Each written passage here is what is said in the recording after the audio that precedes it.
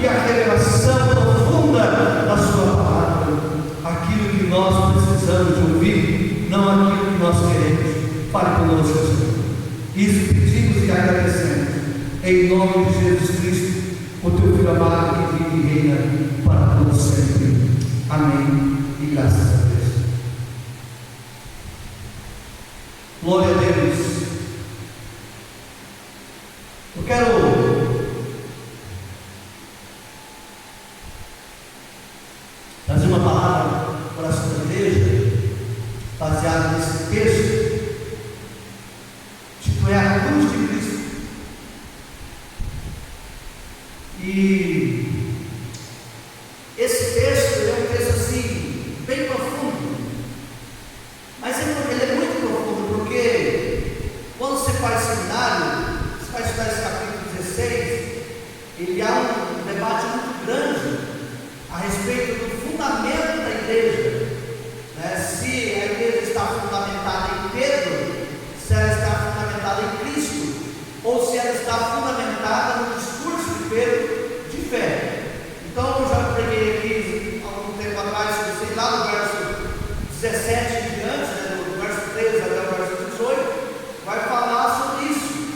Jesus pergunta para os seus discípulos a respeito da multidão, a respeito do povo. Jesus pergunta o que as pessoas aí fora pensam de mim, o que elas dizem ao meu respeito, o que elas acham que sou. Então, alguns dos discípulos disseram: olha, eles estão dizendo que o Senhor é João Batista.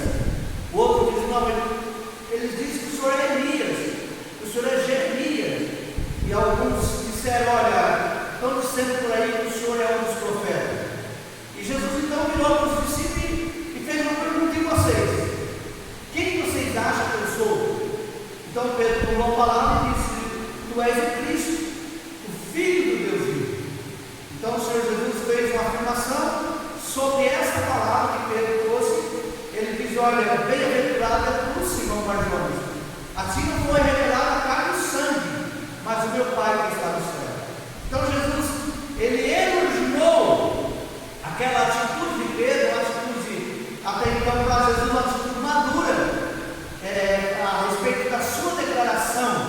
Jesus também fez uma afirmação dizendo: olha, tu és Pedro, e sobre essa pedra edificarei a minha igreja, e as portas do inferno não prevalecerá contra ela. Essa afirmação, tu és Pedro, no grego a palavra Pedro significa Petros, que é pedra pequena ou pequeno fragmento. E muitos entendem que essa afirmação, principalmente a igreja católica, ela acredita que nesse texto está se referindo que Pedro, ele é o fundamento da igreja. Mas nós que somos evangélicos, nós acreditamos que o fundamento da igreja é Cristo. Cristo é a pedra fundamental, a pedra angular, rejeitada pelos edificadores, mas aprova ao Pai colocá-lo como pedra de esquina, está escrito. Então, logo em seguida, Jesus ele começa a falar a respeito da sua morte, da sua crucificação. E se a gente prestar bastante atenção na leitura bíblica, nós vamos entender que Jesus ele falou muito a respeito da sua morte. Jesus ele ensinou bastante a respeito da crucificação. É meio que preparando os discípulos para a sua morte. Por quê? Porque os apóstolos teriam que caminhar sem a presença do Senhor, sem Ele no dia a dia. Então é como aquele pai que tem que ir embora, e ele tem que aproveitar o tempo que ele está em casa para orientar os filhos, para que quando ele partir, os filhos sintam sua falta, mas estejam preparados para aquele momento. Então Jesus é uma espécie de preparando os discípulos. Jesus falou muito da sua morte. Em algumas ocasiões ele dizia: olha, a minha hora está chegando, é chegada a minha hora. Quando Maria se apresentou no capítulo 2 de João, ele disse para a mulher: ainda não é minha hora, porque ele estava em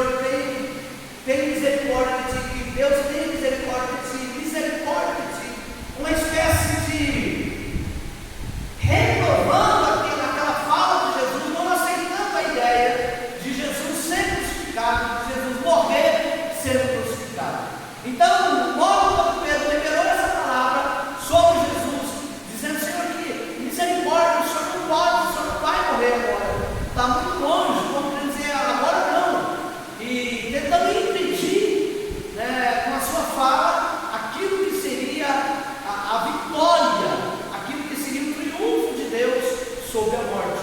E por isso Jesus reprovou essa fala de Pedro.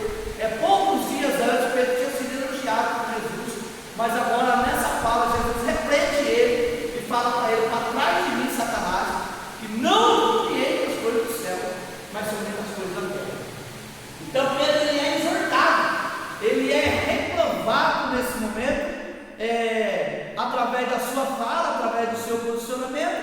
Por quê? Porque Satanás não queria que Jesus morresse e fosse crucificado. Então ele não apenas não queria, porque sabia que essa morte e ressurreição era o triunfo de Jesus sobre a morte, sobre o pecado. Então é como se Satanás quisesse desmerecer ou tirar o peso, né, desse grande evento que seria a morte de Cristo. Peraí, pastor, como assim um grande evento? Está escrito na palavra do Senhor, no livro de João: quando eu for levantado, atrairei muitos a mim. Na outra expressão, João diz assim: quando eu for levantado, trairei todos a mim. Então, quando Jesus morreu na cruz, a Bíblia vai dizer que há uma grande multidão que acompanha a sua crucificação e cumpre essa palavra: quando eu for levantado, atrairei todos a mim. Então, a morte de Cristo, ela é um evento profético que está para acontecer. E o apóstolo Pedro, ele dirigindo-se a palavra ao Senhor Jesus, ele foi reprovado por Cristo diante dessa declaração: misericórdia de ti, Senhor, que isso não aconteça, isso não vai acontecer com o Senhor, eu estou conjecturando. E Jesus então reprovou: para trás de mim, Satanás, que não compreende as coisas do céu. Em cima dessa fala do apóstolo Pedro e desse diálogo que é estabelecido, Jesus então começa agora no verso de número 25 e 24. No verso 25 ele responde: ele, porém, voltando, disse a Pedro: para trás de mim, Satanás, tu me serves de pedra de tropeço, não compreende as coisas que são de Deus,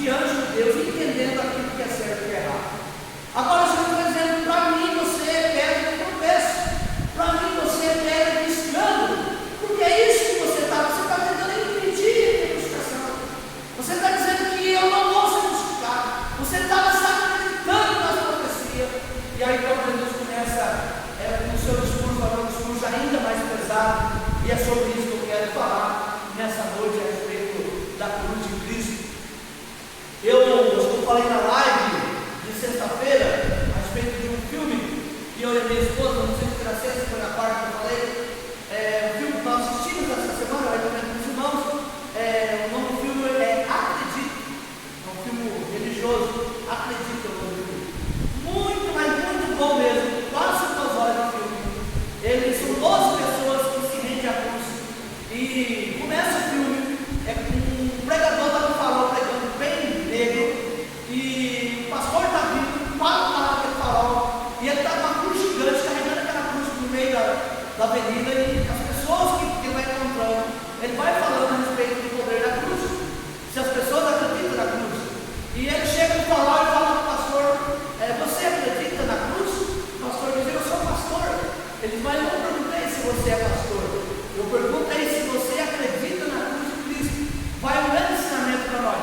O fato da gente ser pastor de casa, a gente acreditar que a gente é um Superman gospel, né, que a gente é mais crente que os outros, né, que a gente não comete pecado, que a gente não precisa se arrepender, né, que a gente não tem fraqueza, né, que a gente tem pastor que é incrédulo, né, tem pastor mentiroso, tem coisa que precisa de arrependimento. Então o pastor, aquilo mexeu com ele, uma mensagem tão simples. A frase é: você acredita na cruz de Cristo?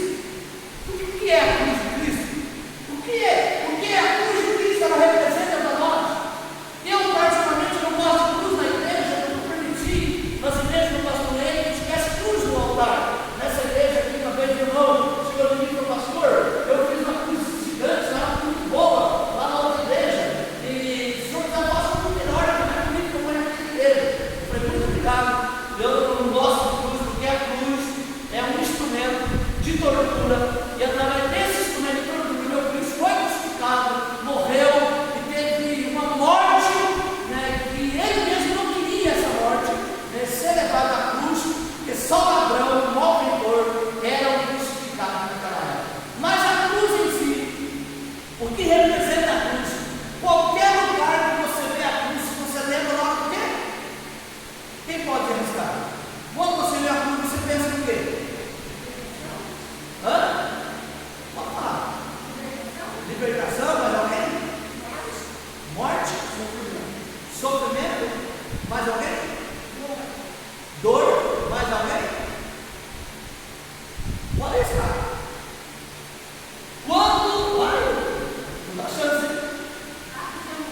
Ato de amor. Mais alguém quer falar? Não entendi. Aflição. Quase.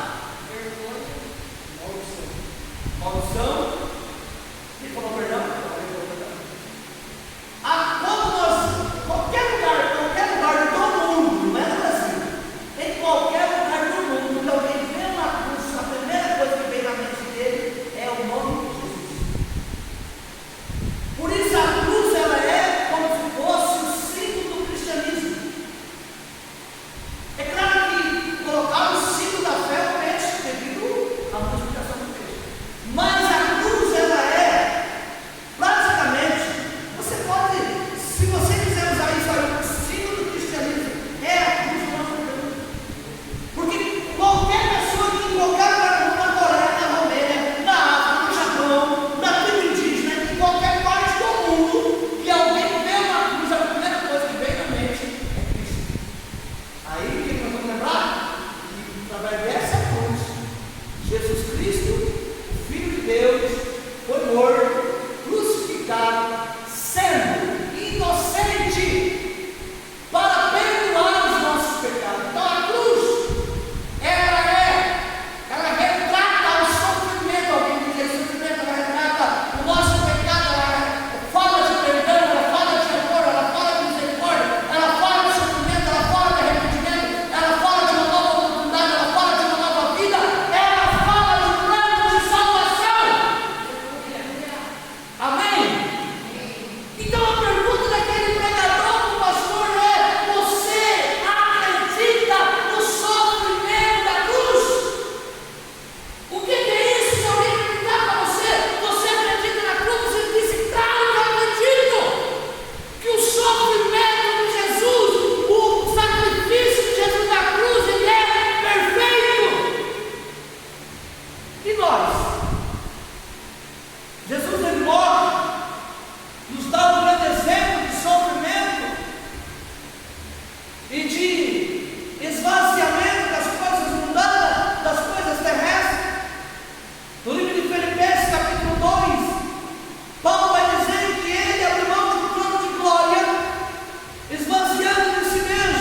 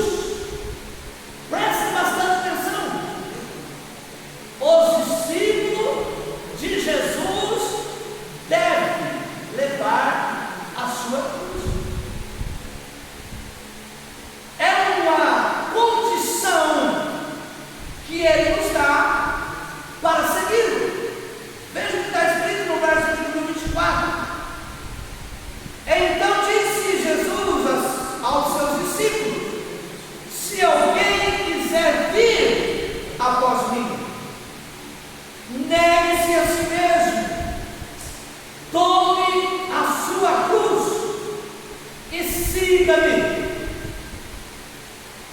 Eu quero falar sobre isso nessa noite. Pastor Luciano abriu um culto dizendo a respeito de Mateus, capítulo de número 11, verso de número 28. Venha a mim todos que estáis cansados e sobrecarregados, e eu vos aliviarei. Aprendei de mim que sou manso e humilde de coração, e encontrará descanso para as vossas almas. O convite que Mateus faz, que Jesus faz no livro de Mateus, dizendo: olha, venha a mim aqueles que estáis cansados. É apenas um convite. Ele não te obriga a nada. Jesus não te obriga a você segui-lo. Jesus nunca obrigou ninguém. A palavra de Deus diz que todos quando o Senhor me der, e esse aqui a mim, de maneira nenhuma eu os lançarei fora. Jesus nunca lançou ninguém fora. Por outro lado, Jesus também não segurou ninguém. Todos quantos não quiseram ficar, esse ele permitiu que fosse embora. Um dia os discípulos disseram para ele: duro para nós é ouvir este sermão. Jesus disse: se vocês quiserem voltar, podem voltar. Então Pedro disse: de maneira nenhuma, Senhor, porque só tu tens a palavra de vida eterna. Amém? A palavra é dura, a palavra, ela nos corrige, ela nos exorta, ela nos confronta, mas ela tem vida eterna. Talvez se fosse nos dias de hoje, alguns de nós consertaria essa mensagem. Talvez se fosse nos dias de hoje, se alguém dissesse: pastor, essa palavra é muito dura, eu ia dar uma explicação. Mas Jesus não teve a preocupação de dar explicação, de arrumar a mensagem, consertar a mensagem. Não. Se alguém quiser voltar, pode voltar. Voltar de maneira nenhuma, porque só tem a palavra de vida eterna. O Evangelho, irmãos, ele não é mamão com açúcar. O Evangelho não é promessa. O Evangelho, ele não é para nos agradar ou satisfazer a nossa vontade, os nossos desejos. Deus, ele não é aquele que vai resolver seus problemas e ponto final. O Evangelho, ele é o projeto de Deus para a sua vida. O apóstolo Paulo diz em Romanos capítulo verso 16, que o Evangelho é o poder de Deus para a salvação de todo aquele que nele crê, primeiro de judeu, depois de grego. Então o Evangelho, ele é o poder de Deus para a salvação. Agora, o convite, ele é feito, Jesus nos convida para uma nova vida. Ontem nós tivemos aqui o pastor Ricardo falando o tempo inteiro que só era possível nos tornar uma nova criatura, um novo homem, se Jesus entrar na nossa vida. É impossível você ser um novo homem sem Jesus, sem a palavra, sem o amor de Deus na sua vida. Então, para você ser um homem melhor, uma mulher melhor, para você ser um cidadão do céu, é necessário que você se arrependa dos seus pecados, que você entregue a sua vida a Jesus Cristo como Senhor e Salvador da sua vida. Jesus faz um convite aqui. Ele diz: olha, se alguém quer vir após mim, eu não obrigo ninguém, mas se alguém quiser vir após mim, negue a si mesmo. A primeira condição que ele nos requer, e aqui eu quero abrir um parênteses para que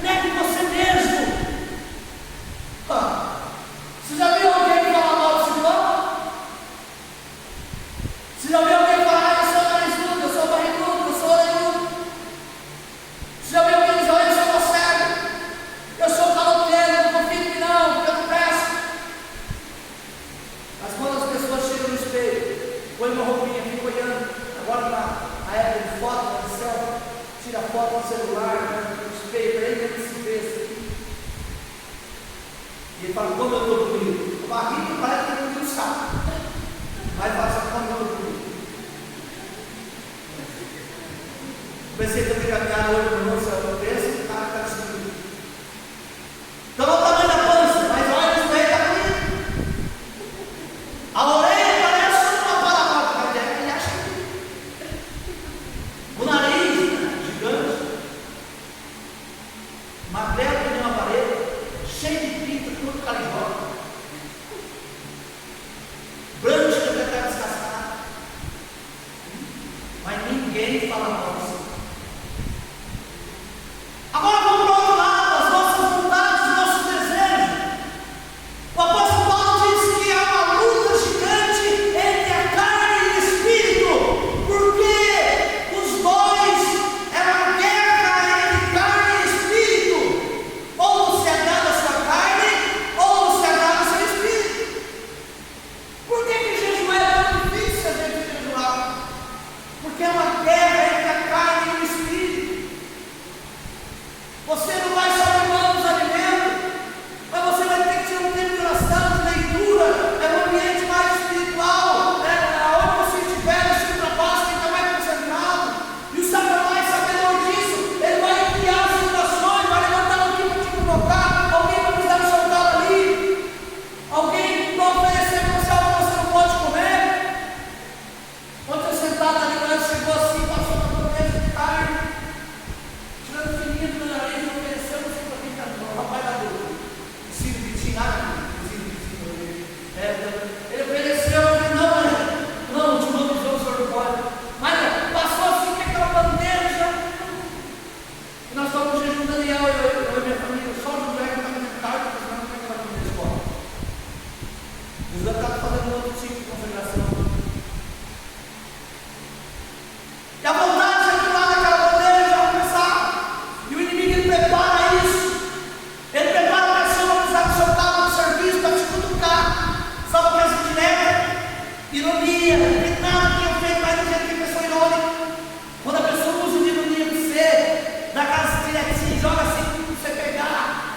É o Satanás, o encardido, tentando tirar você da paz, quebrar o seu jejum. Porque se você dá um palavrão para ele, como é que você vai estar consagrando e estar liberando palavras de ódio, de maldição?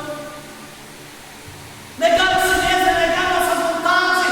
A nossa vontade no jejum é tomar um sorvete, a vontade do jejum é comer um churrasco, é comer um frango assado. Tudo você não pode dar vontade. Até aquelas coisas que você nem dá vontade de comer. Aí você pega o pão, você não está passando para a carinha, você pega a geladeira, você olha lá, nem cebola tem, você quer comer legume, não tem.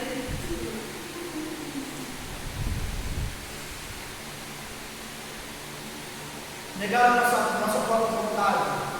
A nossa vontade às vezes é o quê? Ceder o pecado. Infelizmente eu tenho que chegar nesse ponto, que é um dos pontos mais tristes na nossa vida. Negar a si mesmo é renunciar ao pecado. É tão sério isso aqui que o Senhor Jesus, na oração dominical, a oração do Pedro, no livro de Mateus, no capítulo 16, verso 9, Jesus disse: não nos deixe cair em tentação, mas livra-nos do mal. Ele pediu para o Pai não deixar ele cair em tentação. O que o diabo fez com ele? Quando ele estava jejuando, Satanás chamou para ele e disse: tu és o filho de Deus.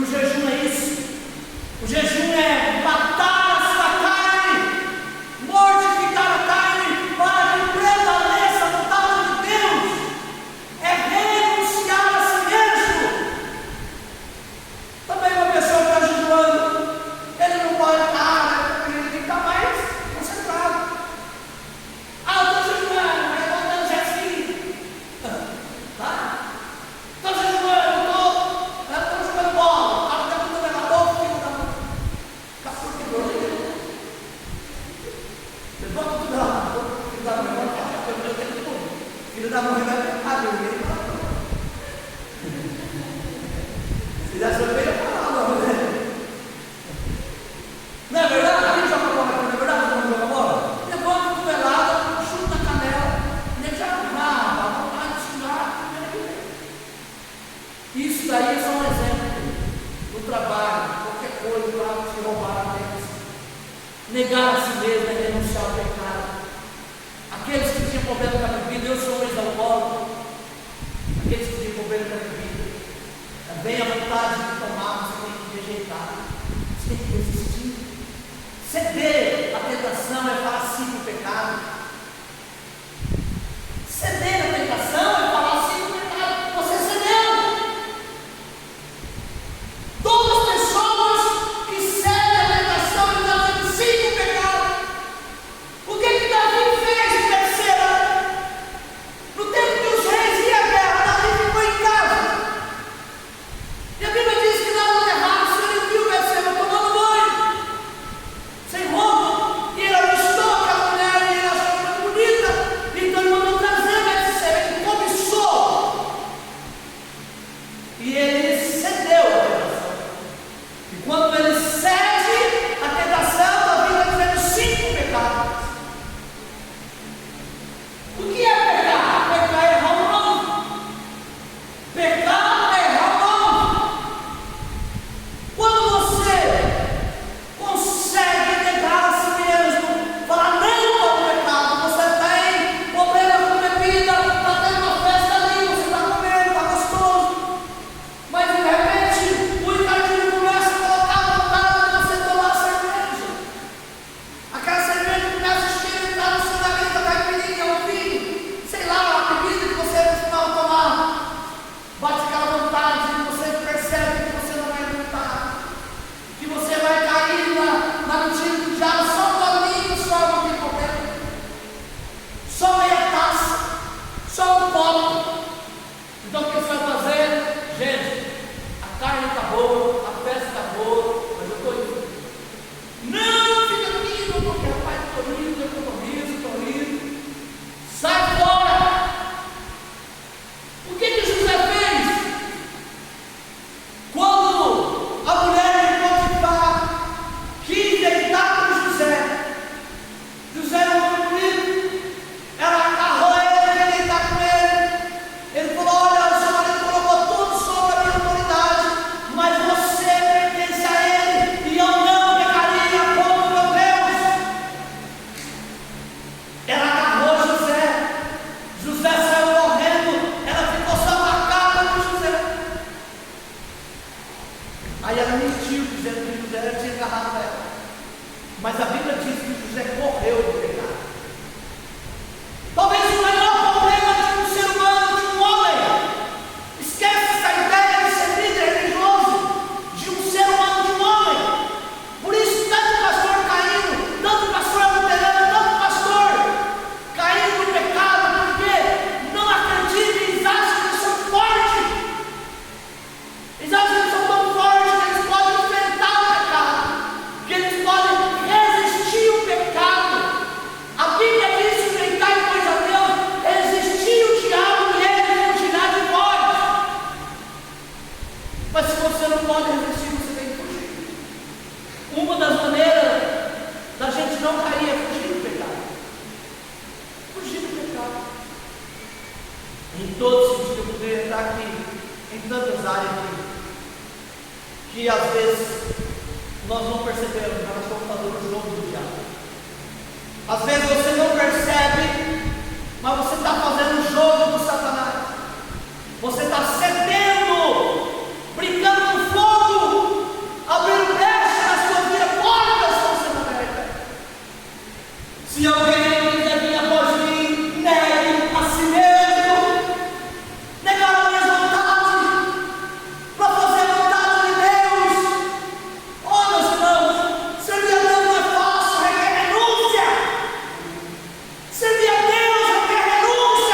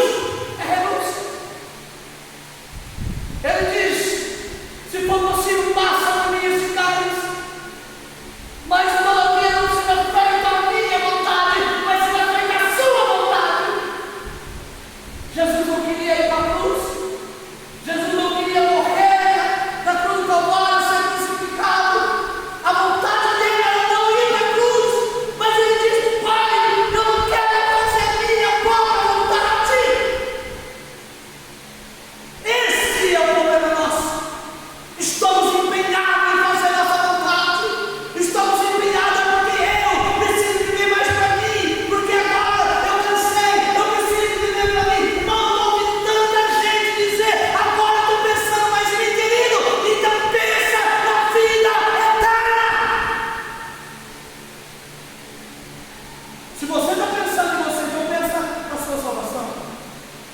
Se você não está pensando mais em você, então pense que o inferno é real, que o inferno existe, o céu existe, e que é preciso hoje mudar de vida, que é preciso tomar um posicionamento hoje, porque eu estou pensando em mim, eu estou pensando no pastor do céu, eu estou pensando na minha esposa, eu estou pensando na minha salvação. Se a minha família não quer problema dela, se meu pai não quer problema dele, se minha mãe não quer problema dele, se a minha esposa não quer Jesus, o problema dele, eu estou pensando na minha salvação. E para isso eu preciso renunciar o mundo.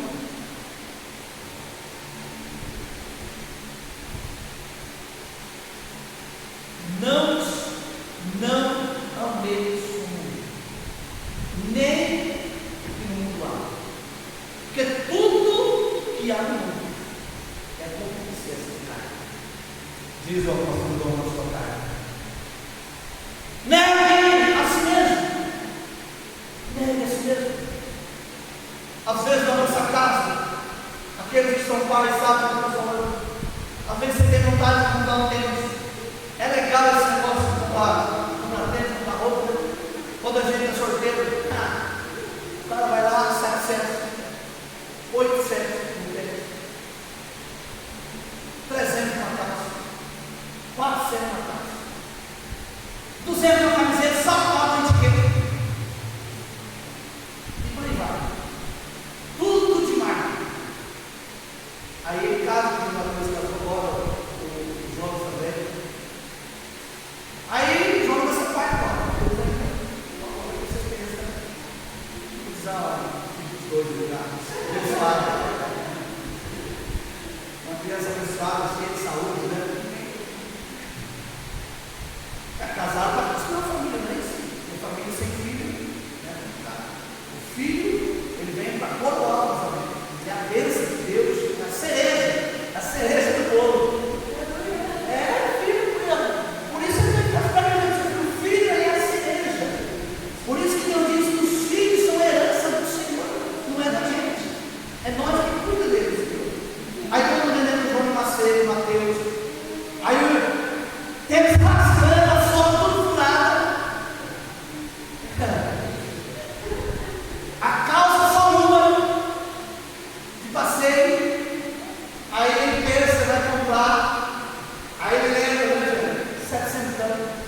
Eu falo, mas não tem aqui de 70, não, 70 é bem de baixo. Tem de 70 não.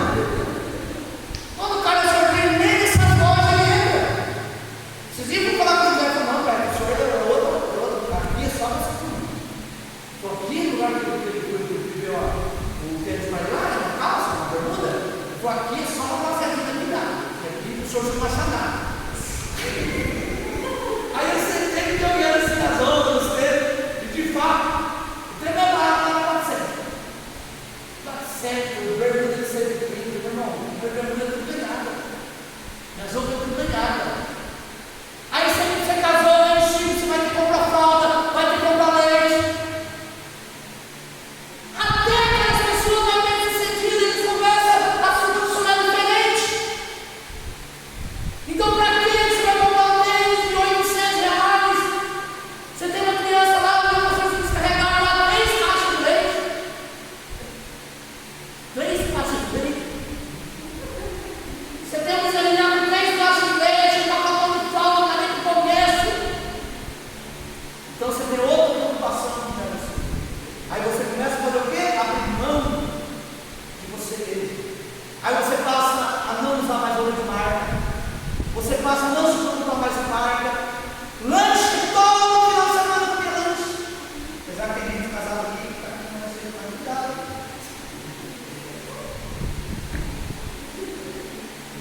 O camarada falou que come um X tudo e um X não sei o que lá. Meu Deus do céu. 2 X juntos uma vez só. Eu já sei que é um X só, mas como é que consegue comer só, cara? O cara disse que come 2 X, meu Deus do céu. Um X tudo e outro X tudo mesmo. Tá, X bem? Vai dizer, um X tudo e um X bem. Aí só que assim, glória a Deus, que eles não têm condições de comer bem, né? Também não vão ficar sem ter miséria para casar, ninguém vai querer casar mais. Ah, casamento é uma desgraça. O pastor falou que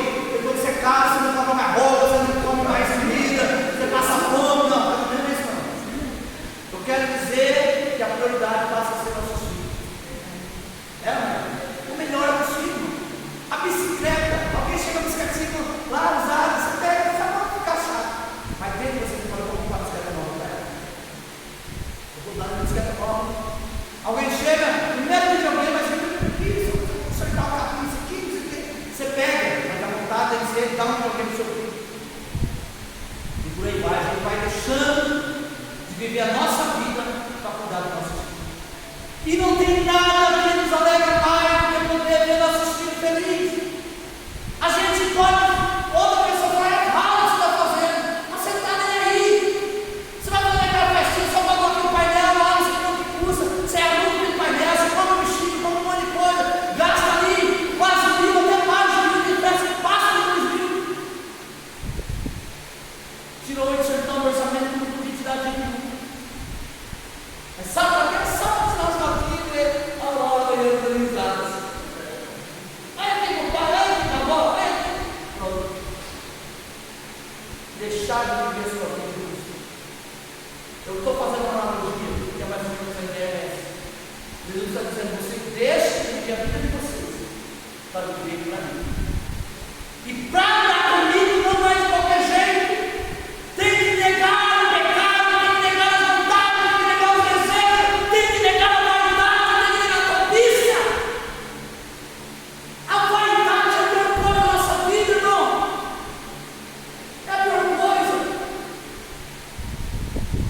O que é vaidade? Vaidade é aquilo que nos afasta de Deus. Não é pecado você ter um bom carro, ter uma boa casa, ter roupas boas. É claro que isso não é pecado. Mas quando isso toma o lugar de Deus, você começa a ficar arrogante, prepotente. Negar o seu mesmo é abrir mão dos desejos da sua carne. Querer estar no lugar que você não é apropriado. Praticar coisas que Deus não se agrada. Quantas coisas nos satisfazem a nossa carne? Você que é casado, principalmente, a Bíblia diz que o homem esteja ao dono de uma só mulher. Amém? Posso fazer um amém mais forte? Amém. Que dissermos que cada homem seja o dono de uma só mulher. Isso está lá no ordenamento já. Então essa ideia é mundana, o homem tem sua própria casa, mas ele não satisfaz a sua carne, ele sai, ele volta algumas horas, aí ele arruma lá, alguém lá, e ele não fica sabendo, e no outro final de semana ele arruma outra pessoa. Isso é diabólico. Negue esse Deus. Você agora é um novo Deus. Você agora é um novo homem, transformado pelo poder de Deus. Aí ele vai dizer o seguinte: se alguém quiser vir, seguir-me, negue as suas vontades, os seus desejos, toma cada um a sua cruz. Então vem e segue. A cruz, ela é o peso do Evangelho. O sofrimento que você precisa suportar pelo fato de você ser o filho de Deus. Jesus disse: no mundo tereis aflição, mas tende bom ânimo, porque eu venci. Há muitos cristãos que não querem passar por sofrimento, que não aceitam o sofrimento. Há muitos cristãos que ele tem a ideia de um evangelho mágico, de um evangelho que não tem sofrimento. Evangelho que não tem sofrimento não é o evangelho de Cristo. Pois a marca do povo de Deus é sofrimento. Ontem nós assistimos um filme, eu com a minha esposa, do Sansão. Todos assistimos o Sansão. Muito bom. Mas a que eu assisti ontem estava mais antiga, tinha uma pessoa fala mais rápido, né? A fala sai mais rápido. Mas aprendi bastante com aquele filme que, embora eu já conhecia aquela história, mas como o povo de Deus sofreu ao longo da história. Como o povo de Deus foi massacrado, humilhado. Sabe como? Desde quando Israel existe, a ideia é acabar com Israel. E agora estão tentando fazer a mesma coisa. Estão tentando acabar com Israel e eliminar Israel. O povo de Deus, a sua caminhada na terra é de sofrimento. Por que que a nossa caminhada aqui é de sofrimento? Porque a nossa recompensa não é aqui na terra, a nossa recompensa é na glória.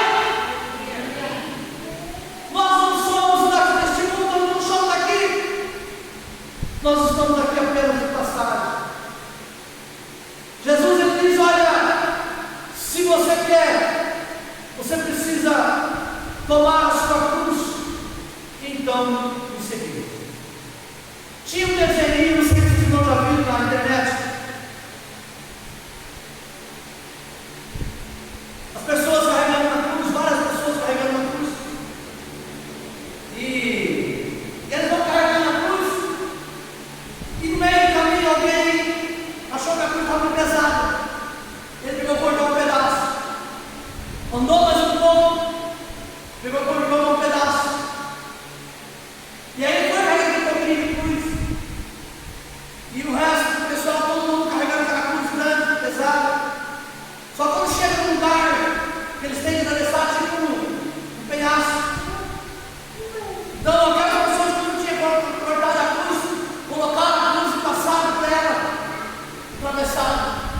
E aquela pessoa que tinha cortado a sua cruz, ele não pôde atravessar porque ele não tinha suportado o peso da cruz. Esta é a ideia da cruz. Essa é a ideia. Tem um outro vídeo que esse é de comédia, mas a Bíblia diz tem que é bom. Camarada, não sei se vocês viram também, ele diz assim: olha, inventaram um negócio agora que é muito difícil. Inventaram um negócio agora de ser evangelho. Ou negócio difícil é evangelho. Você não pode fumar, você não pode mentir, você não pode roubar, você não pode trair, vai falando tudo que não pode. Ele fala ser evangelho é a coisa mais difícil de hoje em dia, porque você não pode fazer nada. Na realidade, é o diabo tentando distorcer a verdade de Deus na pessoa. O evangelho diz que você pode fazer o que você quiser. Você é livre. Amém? Se o Filho te libertar, verdadeiramente você será livre. E conhecerei a verdade nos libertará. Eu posso fazer o que eu quiser, mas nem tudo que eu vou fazer é para Deus. Então eu não faço, não é porque me proibiram fazer, é porque eu não quero. É porque eu quero obedecer a Deus. É uma decisão minha. É que nem aquele pai que tem dois filhos, um obedece e o outro não obedece. Jesus contou uma parábola que o pai que tinha dois filhos, que mandou um trabalhar, esse pegou, levantou e foi, obedeceu. O outro não quis ir. Depois ele pegou e foi. Qual dos dois agradeceu? Qual dos dois agradou mais o pai? Aquele que obedece. Às vezes tem coisa que você não quer fazer, e não é bom fazer. É que nem comer giló. Tem gente que não gosta. Berinjela, qual negócio você faz com berinjela? Agora, eu fiz uns exames aí, de colesterol, deu alto, glicemia, 300, não sei quanto. Aí, dona Sandrinha do céu, tem um negócio aí que é, esse é bom. Esse aqui é bom para descobri que berinjela, sopa, berinjela frita, berinjela assada, berinjela de suco. Eu estou brincando. O outro negócio do berinjela, tudo do berinjela vai ajudar o seu. Irmão, por que não vai berinjela se você não gosta de nada? Já falaram para mim que um homem é bom comigo, praticamente ninguém sem graça. E fora dela ser assada, corta no meio, faz assada, comer assada. É que nem violino, não tem gosto, não tem graça. Mas se o médico falar para você, você precisa comer só berinjela, você não vai ter mais nada, só arroz com berinjela, porque não tem outra comida. Eu vou comer berinjela. Eu não gosto, mas eu vou comer. Amém? Vida com Deus é isso. Tem coisas que a gente gostaria de fazer, mas a gente não pode fazer. Não pode pelo fato que se eu fizer, eu vou estar esquecendo de Deus. Eu vou estar marcando o Espírito Santo. Então eu prefiro não fazer. Tomar a cruz é carregar o peso do Evangelho, é suportar a carga. Sabe, quando você levantar, às vezes não tem nada na sua casa, e você vai naquele espírito que aquela dor. Alguém doente na sua casa, começa a dormir, o filho morto em casa, e às vezes vai tudo bem comigo. As coisas na interna, nada está bem na sua casa, nada está bem. Problema no casamento, problema com o filho, problema de saúde, problema financeiro, mas você não muda o foco da sua oração. O peso do Evangelho. E carregar a cruz não é carregar um dia.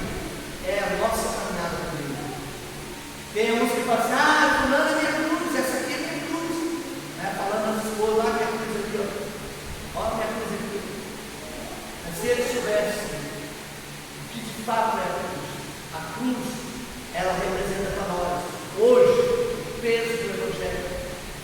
Você acha que foi fácil para Jesus carregar a cruz? Você acha que foi fácil para ele subir o monte até chegar no Gólgota? Foi tão sério que José de Arimateia, Simão se deu. José foi quem entregou o corpo de Jesus. Simão ajudou a carregar a cruz, porque ele estava tentando carregar.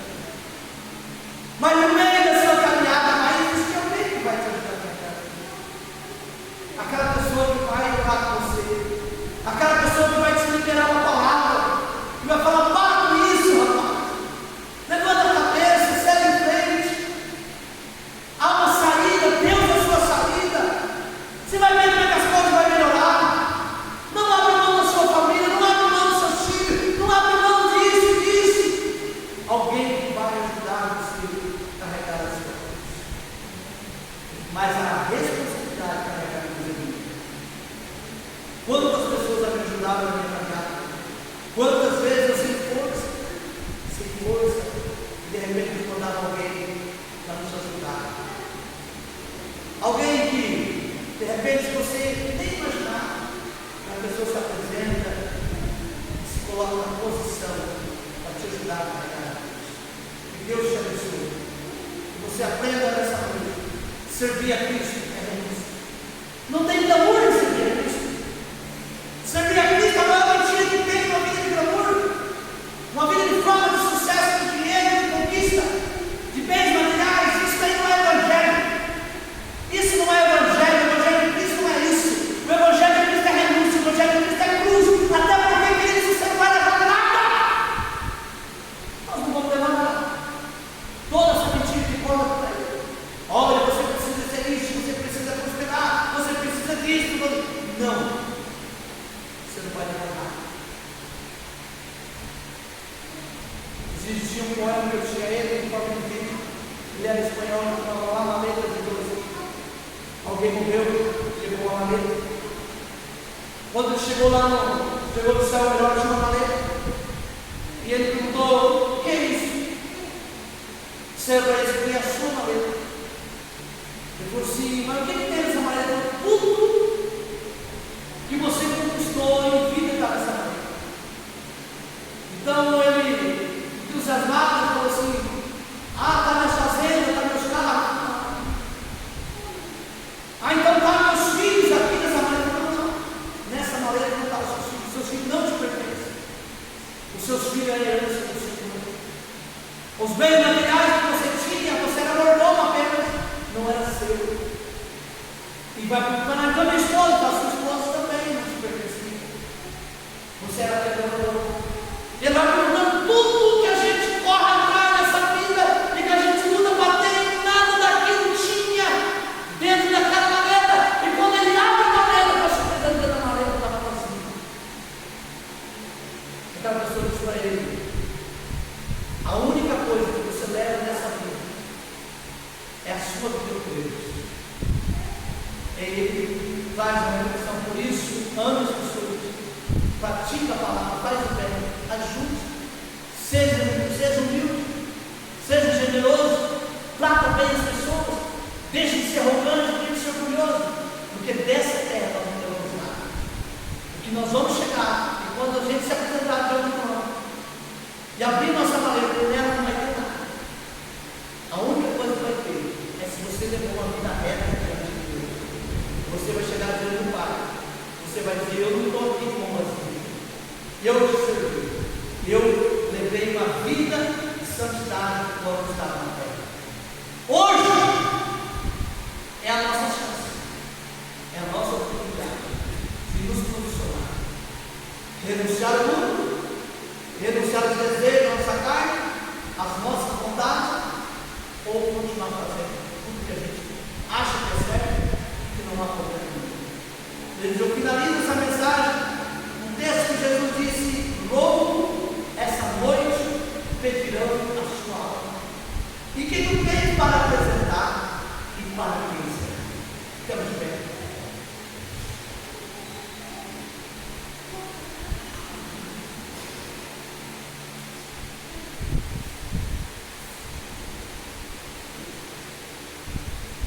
Glória a Deus. Poderoso Deus, abençoe meus irmãos que ouviram esta palavra. Tem misericórdia e compaixão de nós. Ajuda-nos, ó Deus, a vencer o pecado, a vencer, Deus, a malícia, a cobiça, a vencer, meu Deus, a idolatria, a bebida, a droga, a prostituição, a vaidade, a mentira, o orgulho.